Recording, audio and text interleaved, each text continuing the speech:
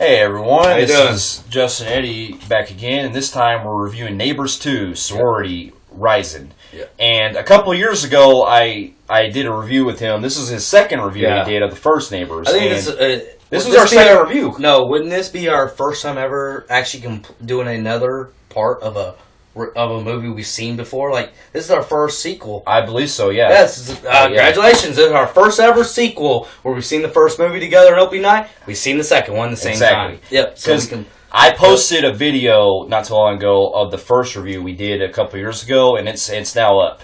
Let's go back in history in the first one. Well, basically, the first one, if you remember, was about how Seth Rogen and Rose Byrne play this couple that moves into this neighborhood, and when they move to this neighborhood, they see that Zac Efron is a guy who's part of a dorm. A college dorm. He's a fraternity. Sorry. Yeah, he's a fraternity that sets up this house inside, right next door to him. And so there was some shenanigans happen, and their neighbor, Seth Rogen is neighbors with him, and he doesn't like how this shit's going on, so he decides to get rid of him.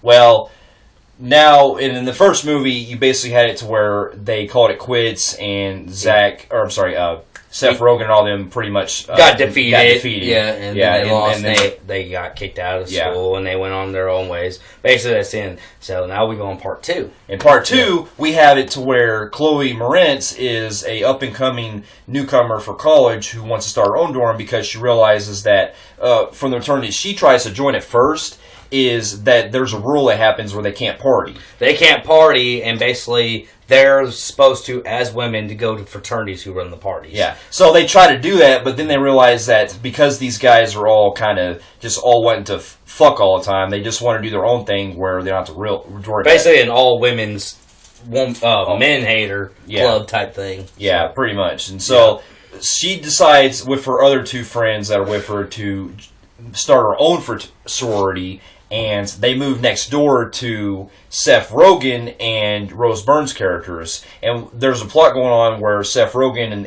and both of them are trying to move to another house, but because they're still in escrow, they can't do anything about it for 30 days. Yep. And so now they have to put up with them for 30 days, and then some shit goes on. And this movie, I'll tell you right now, for a sequel, this blew me out of the water. This was a hell of a really comedy, good sequel. Yeah, and I was actually worried that it was just going to be like your Hangover 2. It was going to pretty much copy the first one. You could feel maybe, but it also does its own thing. It does. A lot of things. I thought, you get your traditional where Zac Efron is either going to be on our team, on Seth Rogen's team, or he's going to be on the girls' team. And we get a little bit of both. He starts out as a villain again because he still remembers what they did to him in part one. He has grudge over the people, over Seth Rogen and his wife Rose Byrne, over getting him kicked out of school because he pretty much isn't got an education. He didn't graduate college or anything from what happened. One, he got a felony charge for it. So he thought, okay, I'm going to get my fucking revenge on their ass. So he plays out like I'm going to, he does it for half the movie, and then he realizes the girls voted his ass out of the group and say because he helps them pay for. He guides this group. He helps Courtney. What's her name? Chloe Moretz. Moretz. Can't say her name very well. Moretz. Well, he helps her and her group because they didn't know how to make the money. He teaches them how to guide them through things, and in the meantime, he's trying to get his revenge from Seth Rogen, what they did to him, and then eventually leads to he gets kicked out of the girls don't need him no more because they already got what they need. They kick him out, and then he gets pissed off. So he's like, you know what? I'm going to help Seth Rogen, and I'm going to help them dominate these girls and take them down once and for all. And it's really, they do kind of recycle the same jokes as the first movie, but they do some new shit that's actually really funny. I love raunchy humor. I love dark, raunchy comedy. Yeah. And I think that the comedy got darker than the first one. I always want the comedy to get top the first one. Yeah. And that's what I really love about this movie. And the comedy got really dark and got gruesome. They're pretty dark about it. They're pretty fucked up. Yeah, they were. Yeah. That's the only thing. There's dicks, there's ass, there's tampons where they were rubbing their pussies over. I mean, that's what I love. All bets are off. I fucking hate MPA ratings. I fucking think we need to get rid of the MPA. Yeah. They need to go. I think that if your kid ain't old enough, just don't fucking show them throughout the movie. it needs to be all bets are off. I love how dark they went with this. And they said, fuck it. You know, we're going to go gruesome. And they borderline NC-17 with this thing. They did, yeah. And also what I love, too, about this film is that they make it to where they also do a story arc with Zac Efron's character, because Zac Efron is going through a story where his buddies are kind of moving on with their lives, and they're it's got Dave Franco. Yeah. He comes back, and they actually bring everybody back from the first one.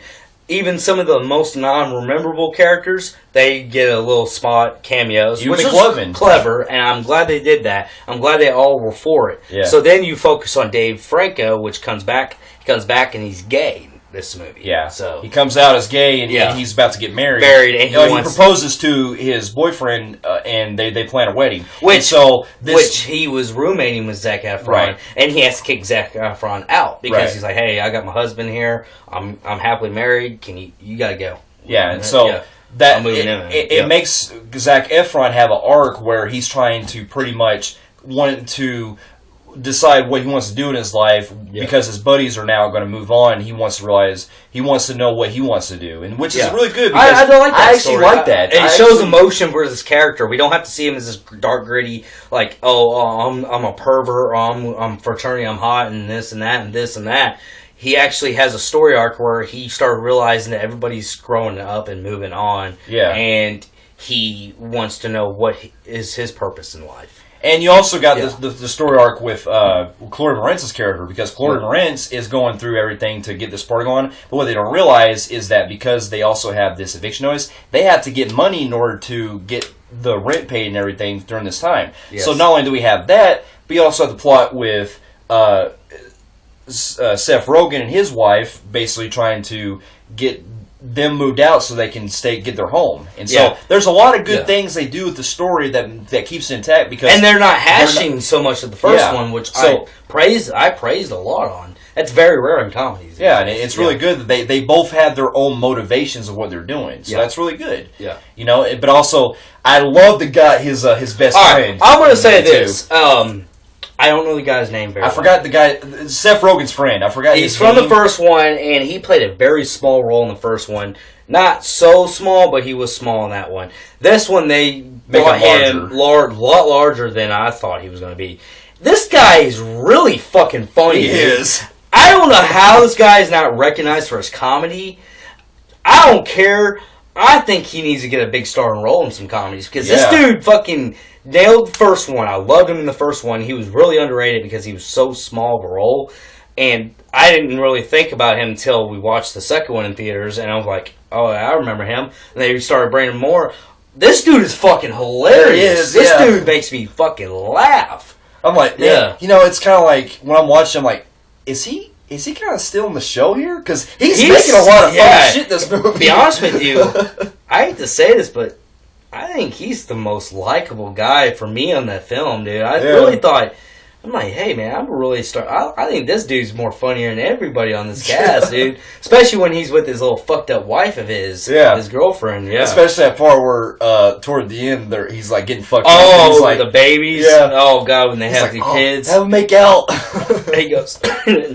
Basically, this goes after the end of the movie. They go to, like, pretty much few years down the road, and they're, like, you know, in the new house and everything. And then, basically, Seth Rogen and his wife have another kid, and then you have his friend, which we love, and his wife have a kid, and they're coming up with comedies like, hey, you guys want to fuck? Yeah, my son, he goes, look at Seth Rogen's daughter. He goes, yeah, you're going to be fucking her when you're older. I mean, they go borderline with some children, especially the daughter with the dildo. Yeah, they do that a lot. They do. They go overboard, and you know what? That's what I love about comedies. When you can take that approach like Horrible Bosses did, I love those. Horrible Bosses 1 and 2. I fucking love those movies. When you can go overboard and kind of minus out a lot of the dumb fucking humors you see in movies like the Jump Street movies, which I really can care less about, which kind of favors kind of like children humor. Yeah. There's a big difference, and I love it when a comedy can take like borderline and pretty much like flip off the MPA and say, fuck you guys. We're going to borderline this shit, and we're going to theaters, and I know we can make this movie. Well, and we'll bring a crowd. I love that. Yeah, I want more comedies to get more gruesome. Fuck political correctness. fucking keep doing it, dude. I love it. I love it. Fuck the PC world. I love dark and gruesome and brutal comedy. Keep bringing it up. I love it. And I also like too that this one, and Seth Rogen's really funny as well in the movie too. I like that they actually give him more, like he's aware that he's not really doing too well as being a parent to his daughter. Because when him and Rose Byrne are around her daughter a lot of times, they're not always saying things that are like appropriate to her. Yeah. And so they actually point that out, which is funny. Okay, what would you be your cons in this film? I'd have to really think about it, but I kind of wish they would do more, like some more raunchy shit like they did in the first one, because they kind of took a step a little back in this one than they did in the first one. I really don't think they did. I have to disagree with you on that part, because, I mean, they brought children in this one doing some dirty shit that they didn't do at all in the first one, really. I thought, personally, that I did the comedy more like brutal in this one.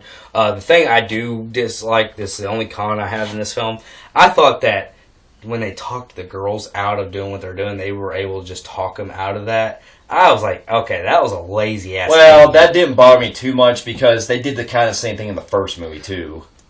Well, no, the first one they destroyed them, and it resulted in Zac Efron going to jail. This one, they were able to talk the girls to stop what they're doing. And it was like, I guess you could say at a maturity point, it is that's what I'm saying, yeah. Maturity point, and you ain't hashtagging the first one, I guess, where you destroy them and get them arrested. But I thought it was kind of an unbelievable ending, knowing that they fucking were hating each other, you know, with the girls, the sorority, and them. I didn't think that talking out was believable that they could have done. Okay, here's one thing I do kind of wish they could have had, now I think about it. I kind of wish that, since I know that they're trying to have the arc with the boys moving on and shit, but I do kind of wish they could have had more focus on his friends, Zac Efron's friends, because you didn't really get to see him as much in this one you did the first one. I would have liked that they would have had to done a scene where, like, okay, this is way too overboard, I can't even stop them, all bets are off. They didn't do much of all bets are off, where he could have brought his fraternity to help him destroy the girls. That would have been like a fraternity for sorority thing. That would have brought more believable. I thought that was a missed opportunity. But overall, this was a hell of a really good sequel. It's one of the rare things, because you don't usually get sequels that can be as good or even better than the first movie. I don't know if I want to say it's better, but it's at least as good as the first film. It's not better, but it's as good, and it's keeping up. It's not like Hangover series where, like, you had one was so funny, but then 2 and 3 just like fell down.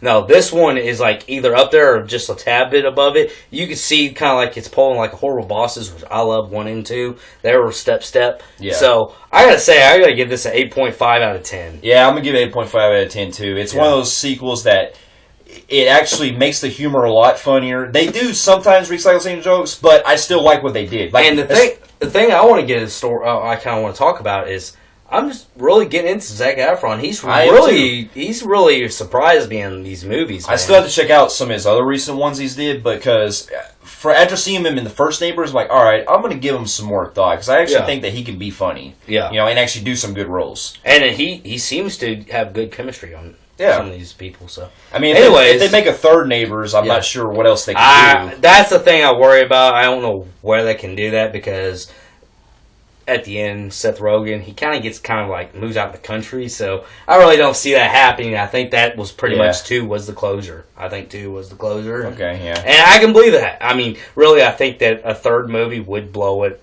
really out of the water, because you did a sorority, you did a fraternity, you can't do it. Yeah, I mean, I guess it's one of those sequels where you really can't do much else unless you did something completely different. Or the only thing different I could see them doing is maybe if they didn't live in a damn country like they gave us, you can't fuck that, you can't really destroy that continuity.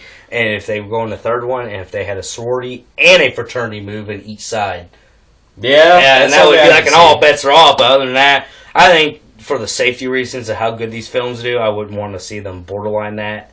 So this movie, I'm gonna give it high praise. Definitely check it out in theaters. It's well worth it. If you like the first one, you'll probably like this one even better. And if you like really raunchy comedies, this is the one for you. Yep. So we'll see you guys later, and definitely check out Neighbors 2.